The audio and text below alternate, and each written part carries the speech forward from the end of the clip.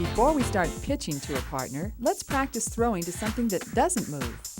You can use a building or a ball wall with a target line. The target line is the ideal height to hit on the wall. If you have a ball wall, not everyone can fit at one time, so form two lines. The first row of throwers will stand about 10 feet from the wall. The students in the row behind are the encouragers and your partners.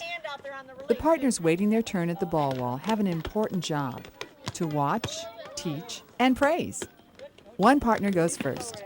We'll get into the correct starting position the same way we did in the circle. With the ball in one hand, lean forward on the opposite foot.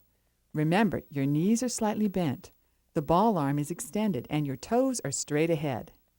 As the ball swings back, your body weight shifts onto the back foot. As the ball swings forward, your body weight shifts onto the front foot. Your arm follows through to the wall.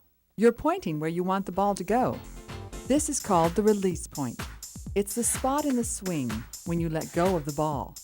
You can adjust the release point higher or lower to hit the target line. Release the ball as it swings between your waist and shoulders. Was it too high or too low?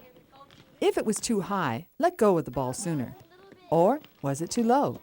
Hold on to the ball longer before you let it go. After the ball hits the wall, it will bounce back to you. Let it bounce off the ground and catch it with both hands. It's important to get into the habit of catching the ball with your hands, not your body or arms.